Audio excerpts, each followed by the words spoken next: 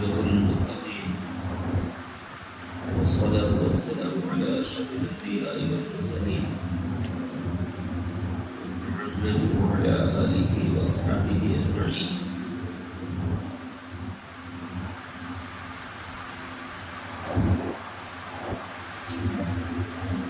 أما بعد، أعوذ بالله من الشيطان الرجيم. بسم الله الرحمن الرحيم.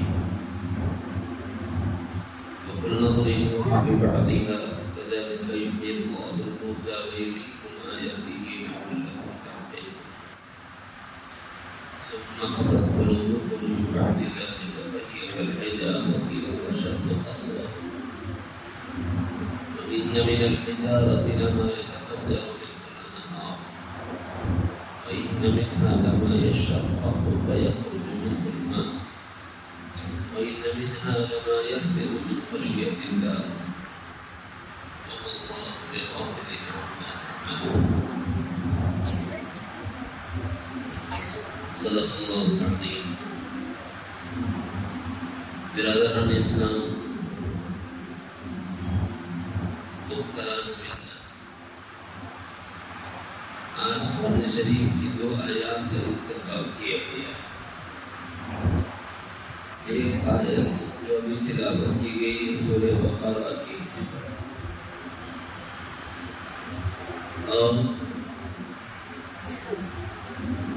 ایک آیت انشاءاللہ درمیان میں سنائی جائے گی سورہ مائدہ کی. ان 2 آیتوں میں اللہ رب العزت نے قرآن مجید میں اقسام قلوب بیان فرمایا. علماء امت نے اس میں سے ایک قلب کا تذکرہ فرمایا، لیکن اس کی خصوصیت یہ ہے کہ اس کا بیشتر تعلق یہود کے ساتھ، یعنی یوں کہنے کہ قلب یہود، لیکن صرف ان کے ساتھ اس کا تعلق نہیں ہے، ایمان والے کے ساتھ بھی اس کا تعلق ہے. لیکن ایمان والے کے ساتھ اس کا کیا تعلق ہے یہ آج کی مجلس میں نہیں ہے، وقت ان کے زیادہ ہو گیا ہے، اس لیے صرف یہود کی صفات اور اس قلب کا جو نام ہے وہ آج ذکر کریں گے اور ان صفات سے اپنے کو دور رکھنے کی تلقین کی جائے.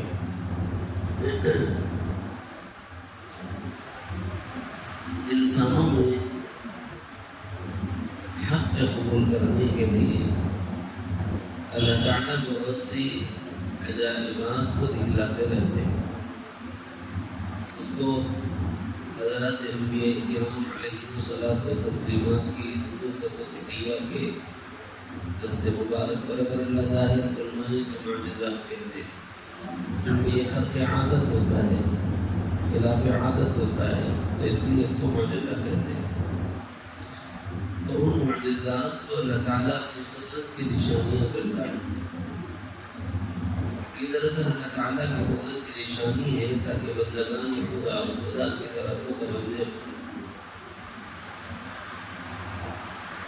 مثلا بہت سی مثالیں دی جا سکتی ہیں. مثلا وغیرہ میں انلمیٹڈ باب ہے، اتنا بڑا باب ہے کہ اس کو صرف سمجھانے کے لیے اگر عرض کروں تو زمین میں حضور علیہ السلام کے معجزات، آسمان میں حضور کے معجزات، جمادات میں حضور کے معجزات، نباتات میں حضور کے معجزات، حیوانات میں حضور کے معجزات، انسانوں میں حضور کے معجزات، نوری مخلوق میں حضور کے معجزات، ناری مخلوق میں حضور کے معجزات، جی فرش زمین سے عرش عظیم تک کے سفر کرنے والے مادی معجزات، اور اللہ کی جانب سے علمی وحی، علم وحی یعنی وحی لے کر امت کو دینے والا معجزہ جس کو قرآن کہتے ہیں علمی معجزہ. یہ تو وہ چیزیں ہیں جو صرف ذات محمد صلی اللہ علیہ وسلم سے تعلق رکھتی ہیں. ان کی سب کے سب خرق عادت. مثال کے طور پر مشت مبارک کا آسمان کی طرف اپنا چاند کا ٹکڑے ہو جانا، یہ خرق عادت ہے. کیا قدرت الہی کا ظلم. آپ کا مشت مبارک سے درخت کی طرف اشارہ کرنا، اس کا قریب آ جانا ہے کیا قدرت الہی کا ظلم. خرق عادت قدرت الہی کا ظلم. آپ کی سامنے سامنے کافر آئے اور اس کی ہاتھ میں کنکریاں ہوں اور ان کا کلمہ پڑھ کر حضور کی گواہی دینا، یہ آپ کی قدرت الہی کا ظہور۔ اور اسی طرح بہت سی چیزیں ہیں جو بتائی جا سکتی ہیں۔ آپ کی انگلی مبارک، آپ کے دست مبارک کا پانی میں ڈالنے سے اس میں برکت والا ہو جانا اور کثیر پانی کا میسر آ جانا جو سارے لشکر کے لیے کافی ہو جائے، یہ دست قدرت الہی کا ظہور۔ ایسی بہت سی نشانیاں ہیں جو ہمارے نبی علیہ السلام کے واسطے سے ملی، مگر یاد رکھیں کہ اللہ تعالیٰ نے صرف ہمارے نبی کو معجزات نہیں دی ہیں، معجزات کا اور بھی انبیاء کو عطا فرمائے ہیں، حضور کو سب سے زیادہ دیے ہیں۔ اسی لیے کہنے والوں نے کہا حسن یوسف در عیسیٰ ید بر وقاری آنچ خوبا ہما دارن جو دفنا ہے۔ حضرت موسیٰ علیہ السلام کو ید بیضا دیا گیا، دست مبارک بغل میں ڈالتے اور نکالتے تو چمکتا ہوا ہوتا تھا، اس لیے ید بیضا کہتے ہیں۔ حضرت یوسف علیہ السلام کو حسن عطا فرمایا گیا، یہ قدرت الہی کا حکم ہے۔ حضرت عیسیٰ علیہ السلام کو اللہ تعالیٰ نے معجزات عطا فرمائے۔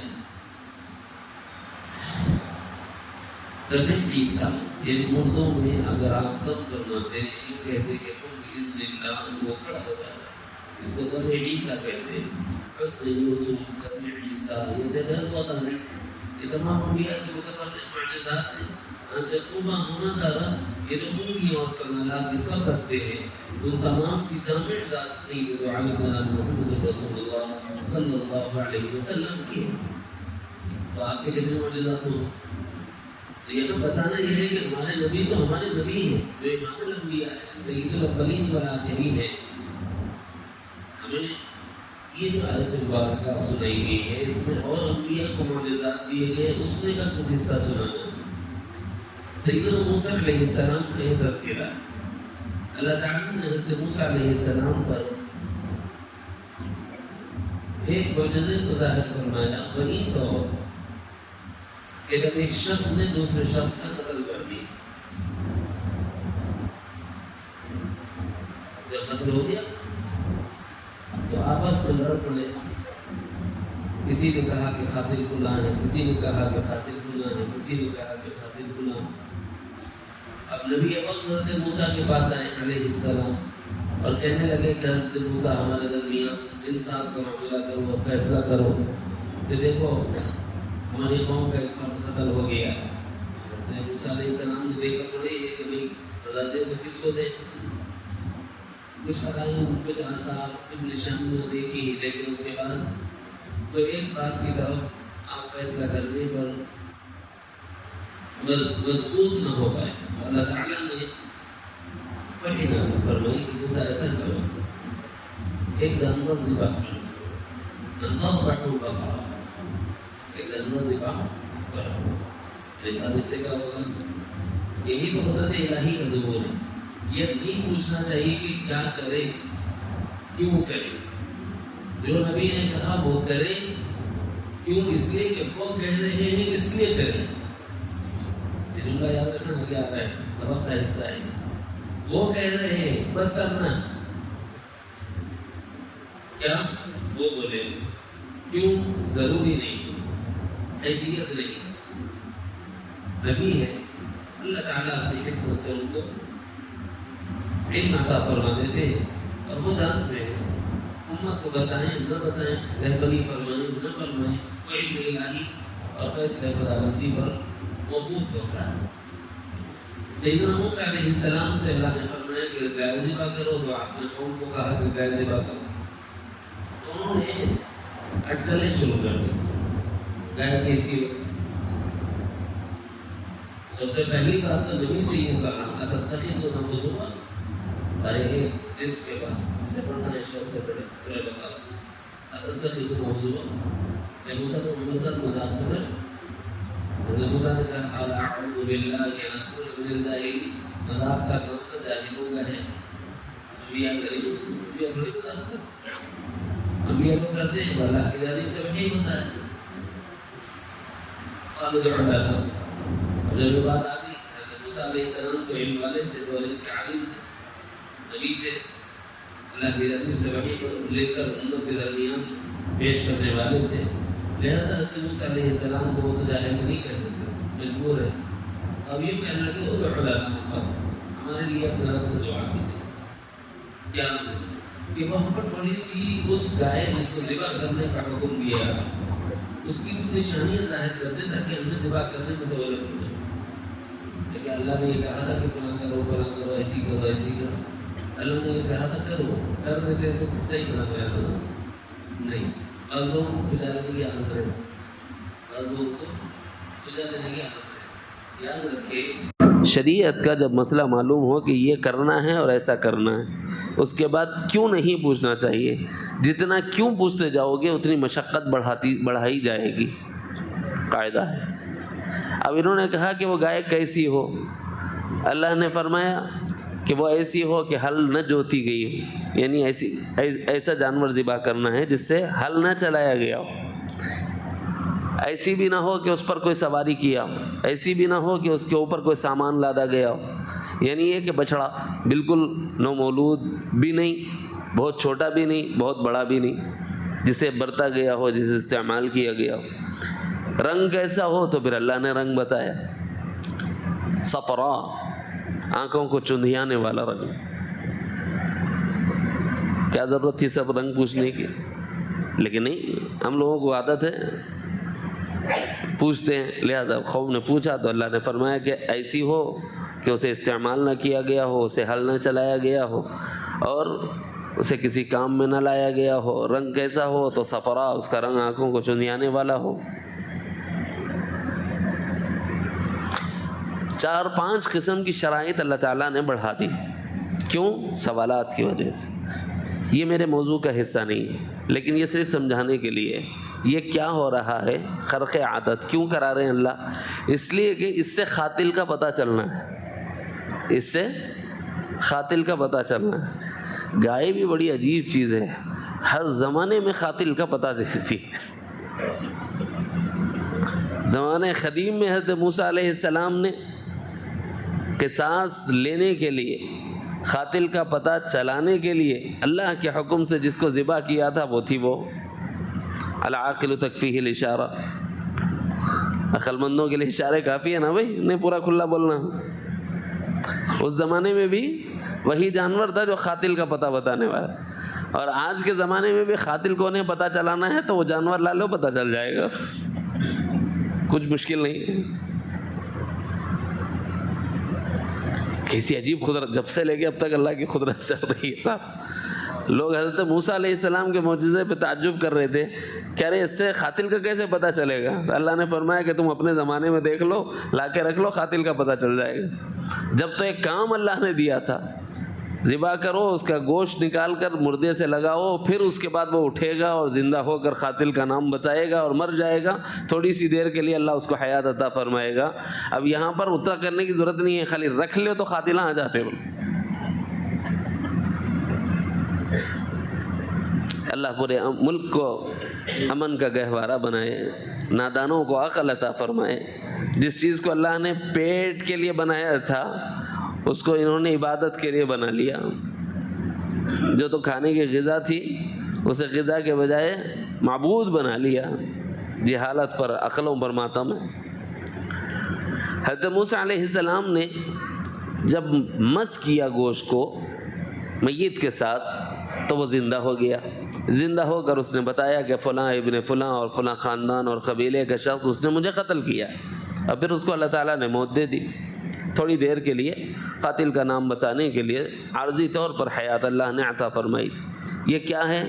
یہ اللہ کی جانب سے خرق عادت، قدرت کا ظہور ہے. چونکہ یہ حضرت موسیٰ علیہ السلام کے واسطے سے ہوا تو حضرت موسیٰ کا معجزہ کہلایا، اور چونکہ حکم اللہ کا تھا تو یہ قدرت الہی ہے. کس کا حکم تھا؟ کرو. بلکہ اگر ہم نہ کر لے تو ہوتا کیا؟ ویسا ہوا تو پھر عدالتوں میں اتنے کسان چلتے ہی نہیں تھے. گاندھی کا قاتل کون ہے پتہ چل جاتا تھا صاحب، آج تک نہیں پتہ چلا بیچارے ان کو. سب سزا ہوئی کیا قاتل کو؟ اگرچہ کہ سب کو معلوم ہے، مگر عدالت جو ہے ثبوت چاہتی. آج ثبوت کہاں ہے؟ نہیں ہے. اگر وہ کام آج ہم کریں تو ہوتا ہے کیا؟ نہیں ہوتا. تو وہ نبی کا خاصہ تھا. یہ ان کا کمال تھا. اللہ نے ان کے دست مبارک پر اپنی قدرت کو ظاہر فرمایا تھا. آج ہم چاہیں تو وہ نہیں ہو سکتا. تو حضرت موسیٰ علیہ السلام کے ذریعے سے اللہ نے یہ کام کرایا. تو جب وہ حیات ہوئی اس میں تو اللہ نے بتایا کہ تم کیسے عجیب احمق لوگ ہو. جو آیتیں میں نے خطبہ مسنونہ میں پڑھی ہیں، تمہارے سامنے ایک مردہ زندہ ہو جا رہا ہے، اس کے بعد بھی تمہارا دل حق کو قبول کرنے کے لیے تیار نہیں. اس کے بعد بھی تمہارا دل حق کو قبول کرنے کے لیے تیار نہیں. پھر اللہ تعالیٰ فرماتے ہیں ثم قست قلوبکم، تمہارا دل اگرچہ کہ تمہاری آنکھوں کے سامنے یہ شان قدرت ظاہر ہو رہی ہے، یہ معجزے کا ظہور ہو رہا ہے، تمہاری آنکھیں اپنے سر کے آنکھوں سے تم مشاہدہ کر رہے ہو ایک مردے کا زندہ ہو جانا، لیکن اس کے باوجود عبرت نہیں لیتے کہ یہ نبی کیسا سچا ہے. اس نبی پر ایمان لانا چاہیے، اس کی پیروی اور اس کی اطاعت بجا لانا چاہیے، اس کی اقتداء میں اپنی زندگی کو گزارنا چاہیے. بجائے اس کے ثم قست قلوبکم، تمہارے دل ٹیڑھے ہو گئے. اس کے بہت سے معنی ہیں، قصد کے بہت سے معنی ہیں. اسی لیے علماء نے اس کا نام لکھا قلب قاسی، ایسا دل جو ٹیڑھا ہو، جبکہ ذائق کو بھی ٹیڑھا دل کہتے ہیں. ثم قست قلوبکم، نمبر 1 ٹیڑھا کے معنی. نمبر 2 ایسا دل جو سیاہ ہو. سیاہ ہونا شکل میں نہیں ہوتا، لون میں اور رنگ میں نہیں ہوتا، یعنی تاریکی میں کھویا ہوا دل، اندھیریوں میں بھٹکا ہوا دل. اس معنی کر ثم قست قلوبکم، تمہارے دل سیاہیوں میں اور اندھیریوں میں بھٹک گئے. اور اندھیریاں بہت سی قسم کی ہیں. کیسے پتہ چلا اندھیریاں بہت سی قسم کی ہیں؟ تو حق تعالی جل شانہ نے فرمایا نور ایک ہی ہے، اس کے علاوہ جتنی چیزیں ہیں وہ سب ظلمت.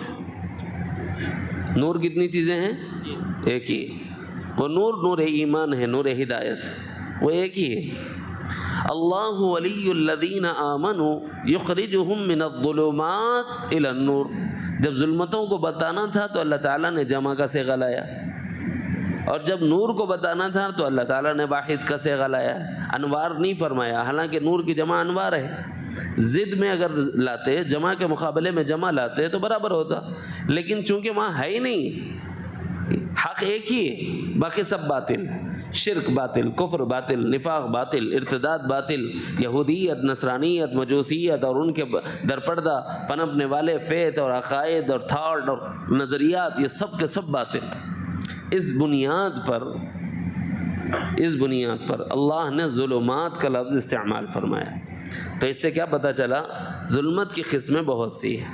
ثم قست قلوبکم، ظلمت اندھیری کو کہتے ہیں، کفر کا اندھیرا، شرک کا اندھیرا.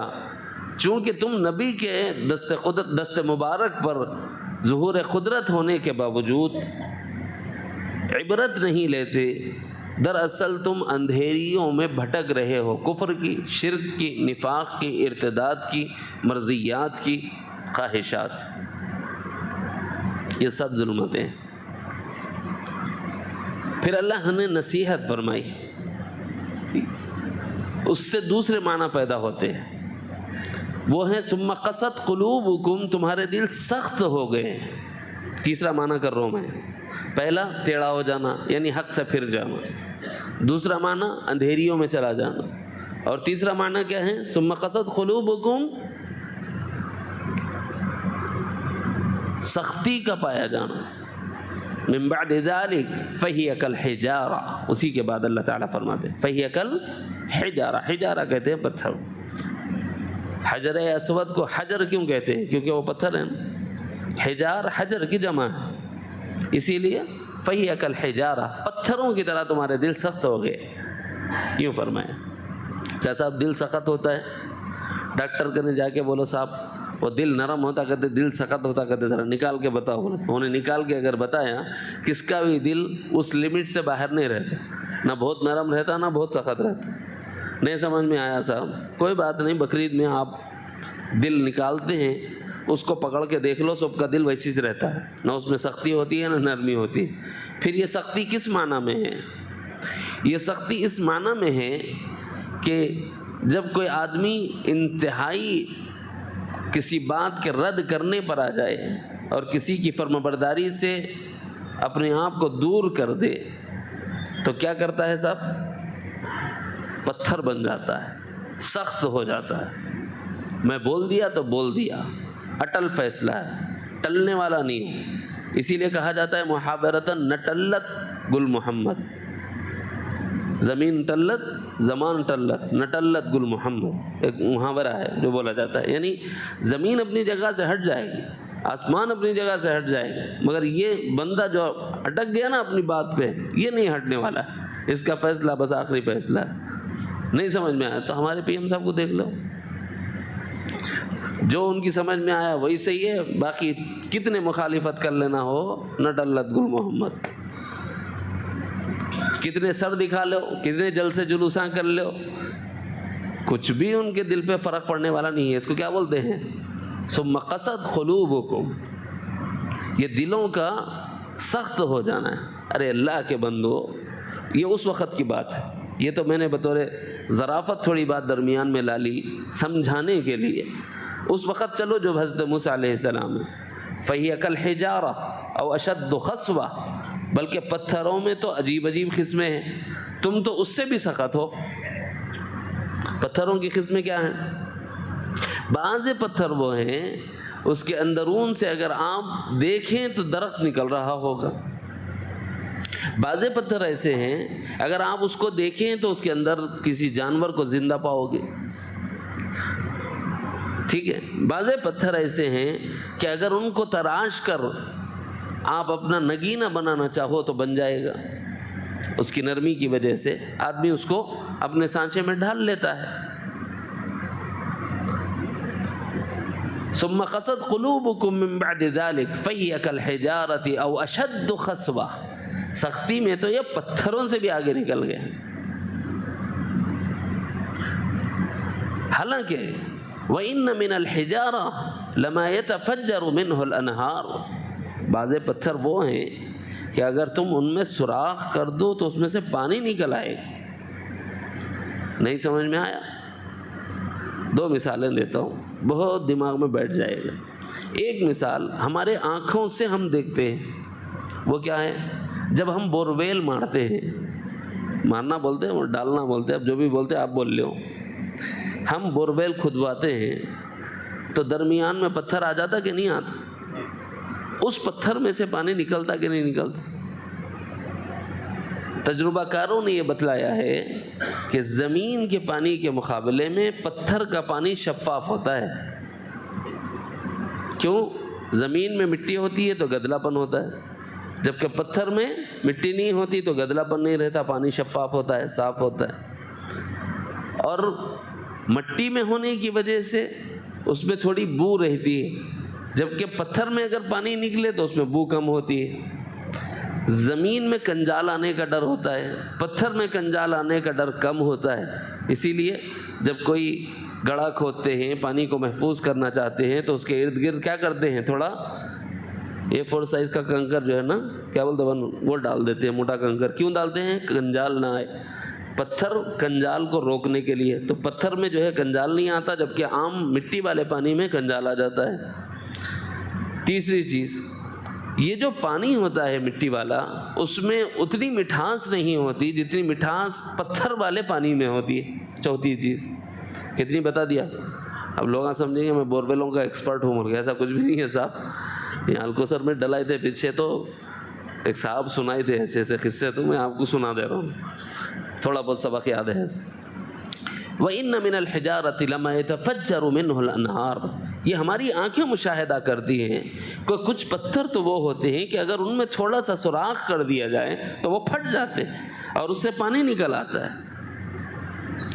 اور جبکہ یہ ہم اپنی آنکھوں سے دیکھ رہے ہیں، اس زمانے میں بصورت قدرت الہی، بصورت ظہور قدرت، بصورت معجزہ، حق تعالی جل شانہ نے حضرت موسیٰ علیہ السلام سے فرمایا تھا کہ ایسا کرو، تمہاری قوم کے جو افراد ہیں، ان افراد کو پابند رکھنے کے لیے، اکٹھا رکھنے کے لیے، ان کو ماتحت رکھنے کے لیے، ان پر کنٹرول رکھنے کے لیے لازم یہ ہے کہ تم ان کے لیے سردار منتخب کرو۔ سردار منتخب کرنا اللہ تعالیٰ کا حکم تھا، مسئلہ تھا اس سے پہلے ایک اہم ضرورت کی تکمیل۔ ضرورت کی تکمیل کیا تھی؟ قوم کو زندگی کے لیے پانی کی ضرورت تھی، قوم کو زندگی کے لیے پانی کی ضرورت تھی۔ حق تعالیٰ جل شانہ نے عجیب ماجرا فرمایا، پانی میں سے نکلنا تھا، حضرت موسیٰ سے کہا عصا مارو، راستہ نکل گیا، پار ہو گئے۔ اور جب پانی کی ضرورت تھی، اب تو پانی سے پار چلے گئے نا بھائی، اب پانی کی ضرورت تھی حیات و بقا کے لیے، اللہ نے فرمایا کہ آپ پتھر پر عصا ماریے۔ کتنے چشمے چلے؟ اللہ نے فرمایا ہے 12 چشمے جاری ہو گئے، 12 چشمے جاری، قرآن شریف میں۔ جب یہ 12 چشمے جاری ہوئے ہیں تو ان 12 چشموں سے امیر کا انتخاب کیا گیا، بھئی اس پانی کی ذمہ دار تم، اور تمہارے تحت اتنے لوگ، تم ان لوگوں کو پانی فراہم کرنا۔ ایک پتھر، چشمے کتنے نکلے؟ 12۔ معجزہ ہے نہیں ہے، خرق عادت ہے نہیں ہے، اللہ کی قدرت کا ظہور ہے نہیں ہے۔ اب تو بھی دیکھ کے عبرت حاصل کرنا چاہیے نا بھائی۔ پتھروں میں بعض پتھر وہ ہوتے ہیں جن کے اندرون میں اتنی نرمی اور ملائمت پائی جاتی ہے کہ اگر ان پر ضرب لگائی جائے تو اس سے پانی نکل آتا ہے۔ ہمارے زمانے میں بور مار کر ہم دیکھتے ہیں، سیدنا موسیٰ کے زمانے پر عصا مار کر انہوں نے دیکھا، اللہ نے ان کے لیے 12 چشموں کو جاری فرمایا اور وہ سب پانی سے سیراب ہوتے تھے، فائدہ اٹھاتے تھے اور سب سے میٹھا اور صاف اور شفاف پانی پیتے تھے۔ لیکن اس کے باوجود کچھ چیزیں ہیں جو دل کی سختی کی وجہ سے قبول نہیں کرتے تھے، جو صفات ہیں ناپسندیدہ، جو آگے آپ کو بتانا چاہتا ہوں۔ وَإِنَّ مِنْهَا لَمَا يَشَّقَّقُ فَيَخْرُجُ مِنْهُ الْمَاءُ، جب پتھر کو پھوڑیں تو بعض پتھر وہ ہوتے ہیں جس سے پانی نکل آتا ہے۔ وَإِنَّ مِنْهَا لَمَا يَهْبِطُ مِنْ خَشْيَةِ اللَّهِ، اور پتھروں میں بعض پتھر وہ ہیں کہ حق تعالیٰ کی خشیت کی وجہ سے پھٹ جاتے ہیں۔ یہبط کہتے ہیں پھٹ جانا۔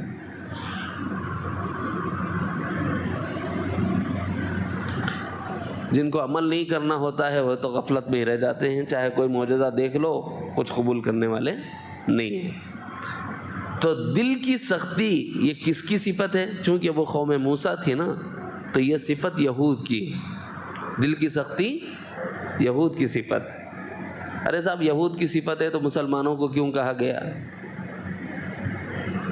مسلمانوں کو اس لیے کہا گیا ہے کہ مسلمانوں اگر تمہارے قلب میں یہی سختی پیدا ہو گئی تو کہیں تم ان میں سے نہ ہو جاؤ، اس لیے احتیاط کرو۔ مسلمان کا دل بھی سخت ہوتا کیا؟ ہوتا۔ صورت مثال میں اپنے ساتھ پیش آیا ہوا ایک قصہ سناتا ہوں۔ دیکھو بھائی، ایک صاحب کے والد کا انتقال ہو گیا تو پورے کام کاج میں لگ گئے، بولے وہ ایسا کر دو، وہ ایسا کر دو، وہ ایسا کر دو، وہاں خبر کھود دو، وہاں پر سے خرید لو، وہاں سے کفن لا لو، یہاں سے وہ کر لو، وہاں سے لوگ آئے ہوئے ہیں ان کو کھانا کھلا دو، وہ یہ سب کاموں میں لگے ہوئے ہیں، کر دی۔ ٹھیک ہے، بحیثیت ذمہ دار گھر کے آدمی کو کرنا پڑتا ہے، اس سے منع نہیں ہے، اگر آدمی نے انتظامات کیے ہیں تو یہ معیوب بات نہیں ہے۔ لیکن انہوں میرے سامنے حق بولے تو بولے کس کے سامنے؟ کچے مولوی کے سامنے بولے، آ کے بولے مول صاحب میں میرے باپ کے جنازے پہ نہیں رویا، بولے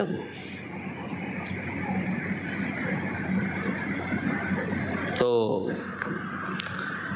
میں نے کہا کہ بھائی اللہ تعالیٰ تو یہ فرماتا ہے کہ بعض دل وہ ہوتے ہیں جو نرم ہوتے ہیں اس سے پانی نکل آتا ہے، ایسے ہی انسان کا دل ہے، اگر نرم ہو تو آنکھ سے پانی نکل آتا ہے، اور اگر مسلمان ہو اور کسی حادثے پر اس کی آنکھ غمناک نہ ہو، آنسو نہ بہائے، اندیشہ ہے کہ کہیں یہود کی صفت والا دل تو نہیں۔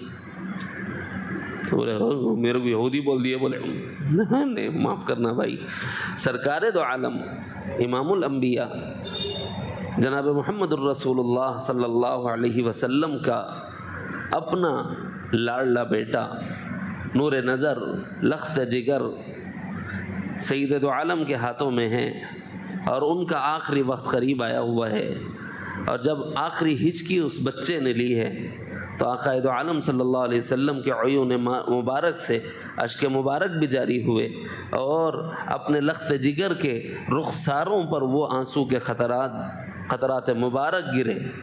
روایات میں لکھا ہے، یہاں تک کہ ان آنسوؤں کو دیکھ کر عمر ابن خطاب نے یہ کہا تھا، وَمَا هَذَا الْبُكَاءُ يَا رَسُولَ اللَّهِ صلی اللہ علیہ وسلم أَلَا تَمْنَعُونَ، کیا آپ نے ہمیں منع نہیں فرمایا نوحہ کرنے سے، من النیاحی، اللہ کے رسول یہ رونا کیسا رونا ہے، کیا آپ نے ہمیں نوحہ سے منع نہیں فرمایا؟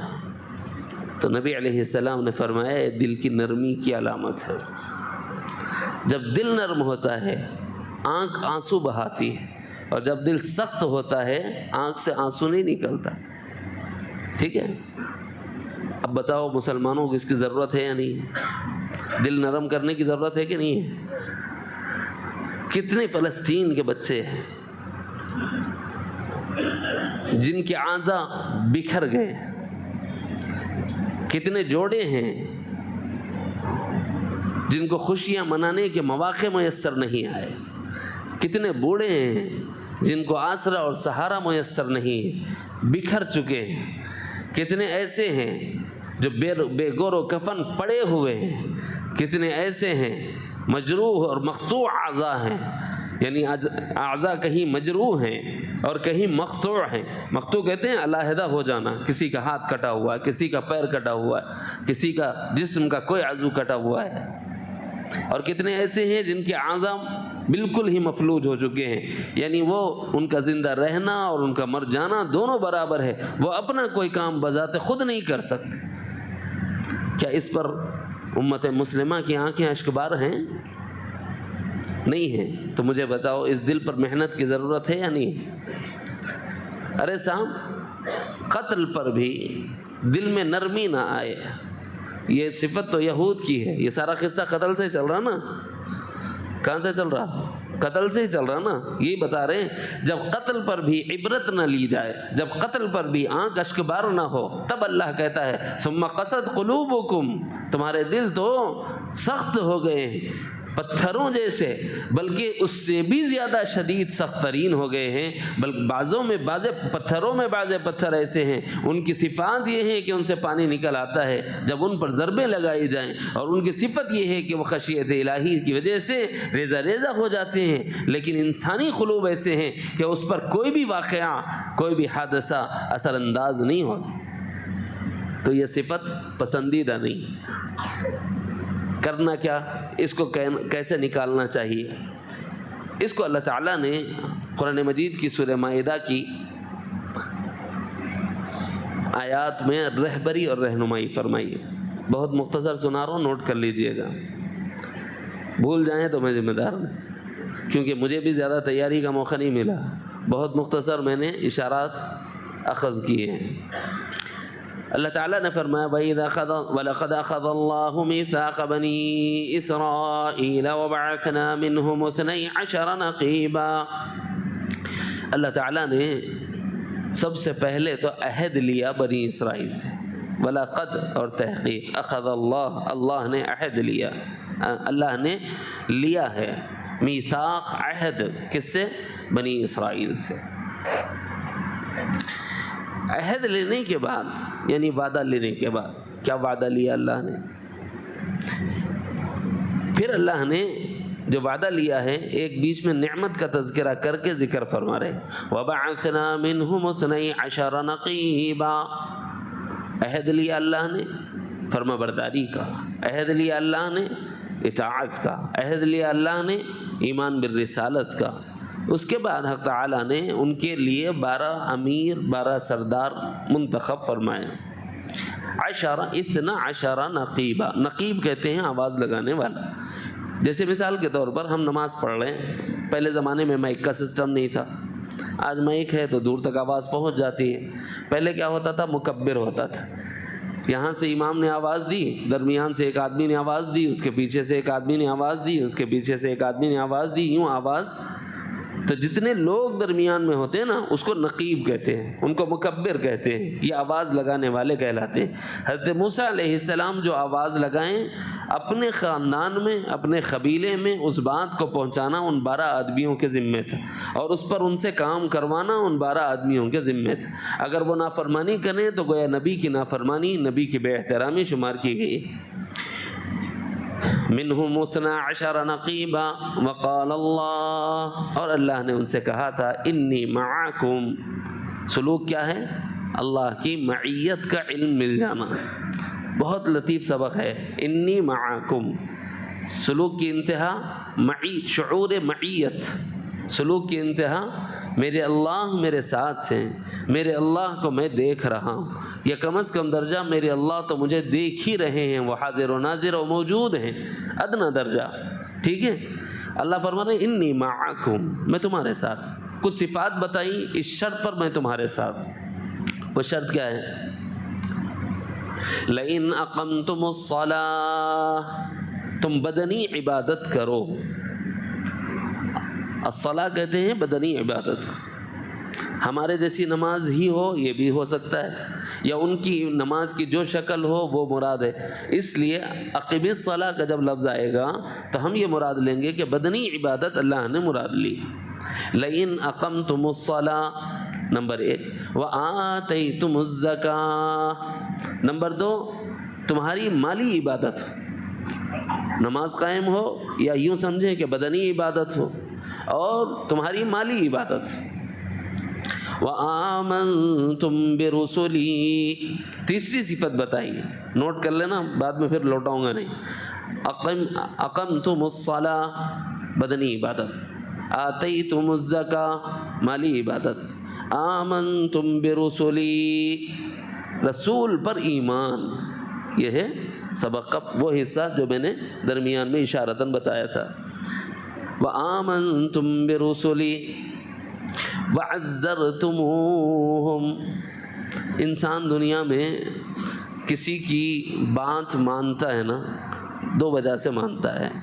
ایک وجہ اس کے بڑے ہونے کی وجہ سے، اس کے اہل ثروت ہونے کی وجہ سے، عہدیدار ہونے کی وجہ سے، ایک وجہ اس کے اپنے حسب و نسب والا ہونے کی وجہ سے، ایک وجہ یہ ہے۔ اور دوسری وجہ کسی کی دل میں عزت ہو، احترام ہو، تکریم ہو، اس کی وجہ سے۔ فرمانبرداری کی 2 وجہ ہیں، یا تو کسی کو بڑا سمجھ رہا ہو صور ظاہر میں، بھئی یہ سی ایم صاحب ہے، یا پی ایم صاحب ہے، یا کمشنر صاحب ہے، یا کلکٹر صاحب ہے، ٹھیک ہے، اس عہدے کی وجہ سے آدمی عزت کرتا ہے، رائٹ۔ کسی کی عزت کر رہا ہے، یہ میرے امی ہیں، یہ میرے ابا ہیں، یہ میرے دادا دادی ہیں، یہ میرے نانا نانی ہیں۔ اب یہ کوئی عہدیدار ہے کیا؟ سی ایم ہے، پی ایم ہے، ہر آدمی کے ابا امی تو سی ایم پی ایم تو نہیں ہوں گے نا بھائی، تو اب ان کی عزت کیوں کر رہا صاحب؟ ارے ریسپیکٹ ہے، قدر ہے کہ وہ میرے اس عالم اسباب میں رب مجازی ہیں، میری ضروریات کی تکمیل ان کے واسطے سے اللہ کر رہا ہے، اور میرے پیدائش کا یہ سبب اور ذریعہ بنے ہیں، اور میری تربیت کے لیے اللہ نے ان کو میرا سرپرست بنایا ہے۔ لہٰذا جب بھی وہ سامنے آتے ہیں تو دل ان کی محبت سے بھر جاتا ہے۔ اولاد ماں باپ سے محبت کرتی ہے، وہ کسی عہدے کی وجہ سے نہیں، وہ کسی منصب کی وجہ سے نہیں، وہ کسی مال و دولت کی وجہ سے نہیں، وہ قلبی محبت ہوتی ہے دل سے توقیر ہونے کی وجہ سے۔ اطاعت کی 2 وجوہات، ایک وجہ عہدہ اور منصب، اور ایک وجہ عزت و توقیر۔ اللہ فرمانے وآمنتم برسلی، میرے رسولوں پر ایمان لاؤ، خالی اس لیے نہیں کہ میں نے بنا دیا اور تم نے مان لیا ہے، مجبوری ہے، نہ وعزرتموہم، دل سے ان کی توقیر کے ساتھ ان پر ایمان لاؤ۔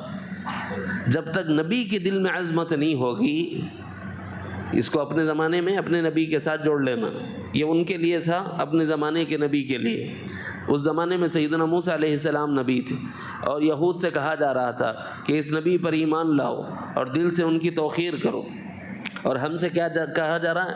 تمہیں سارے انبیاء کی دل سے احترام کرنا ہے، لیکن اپنے نبی کی دل سے عظمت و توقیر کرنا ہے۔ ایمان والی صفات جہاں بیان کی گئی ہیں وہاں یہ بات آئی ہے۔ وَعَزَّرْتُمُوهُمْ، پھر فرمایا وَأَقْرَضْتُمُ اللَّهَ قَرْضًا حَسَنًا، وَأَقْرَضْتُمُ اللَّهَ قَرْضًا حَسَنًا، اور اللہ کو قرض حسنہ دو۔ کیا صاحب اللہ محتاج ہے؟ وہ تو کریٹر ہے آسمان و زمین کا، وہ جو چاہے وہ ہو سکتا ہے، ادھر امر کن ہوا وہ سب کچھ ہو سکتا ہے۔ فرمایا کہ یہ میرا حکم ہے، اس میں تمہاری آزمائش ہے، مجھے ضرورت نہیں ہے، تم نہ دو تو میں کسی اور سے کام لے لوں گا، لیکن اگر تم دو تو میرا حکم ماننے والا، میرا فرما بردار،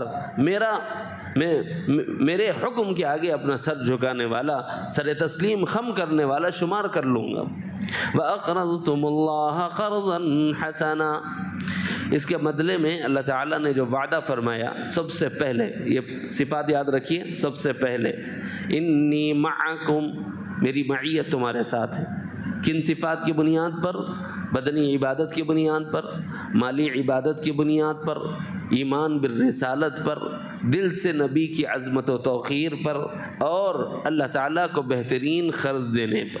یہ 5 صفات بتائیں۔ وَأَقْرَضْتُمُ اللَّهَ قَرْضًا حَسَنًا، انی معکم، اگر تم میرا ساتھ چاہتے ہو تو یہ 5 کام کرنا پڑے گا۔ اور عجیب بات بتاؤں، رفاعی سلسلے کی تعلیمات کا خلاصہ یہ ہے،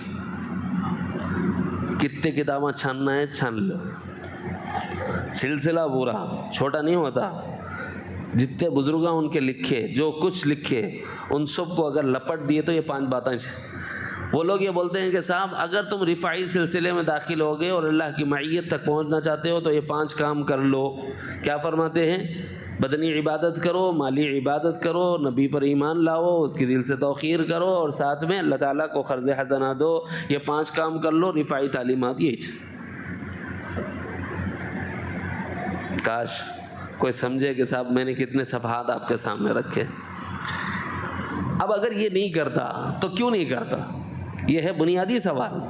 اگر کوئی بدنی عبادت نہیں کر رہا ہے، دل کی سختی ہے، کوئی مالی عبادت نہیں کر رہا ہے، دل کی سختی ہے، اور اگر کوئی رسول پر ایمان نہیں لا رہا ہے، جیسے یہود ایمان نہیں لائے، تو یہ کیا ہے؟ دل کی سختی ہے، ان کو قتل کر رہا ہے، جبکہ نبی کو قتل کرنا اہل کفر کی صفات بیان فرمائی۔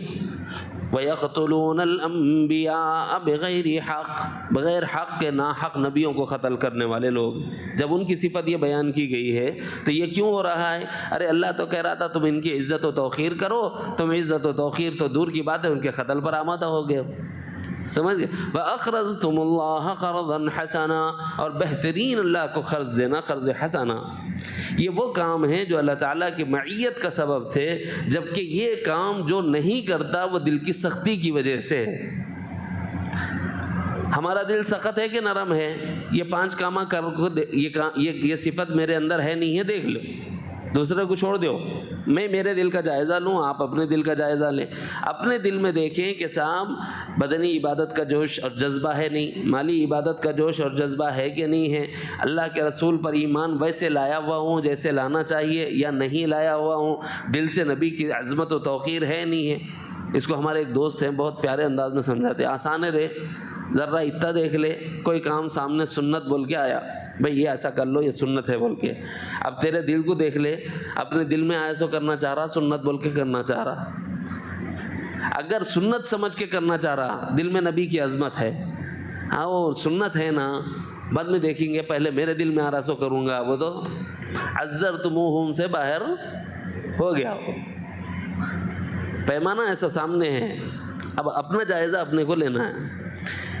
پھر اس کا نتیجے میں اگر تمہاری صفات ایسا قلب جو نرم دل ہوتا ہے، جو بدنی عبادت کو قبول کرے، مالی عبادت کو قبول کرے، ایمان بالرسالت کو قبول کرے، نبی کی عظمت کو قبول کرے، اور ان کی اطاعت و بندگی ان کی اطاعت بجا لائے اور اللہ کی بندگی بجا لائے، اور اس کے ساتھ ساتھ اللہ کو قرض حسنہ دے، تو یہ کس چیز کی علامت ہے؟ دل کے نرم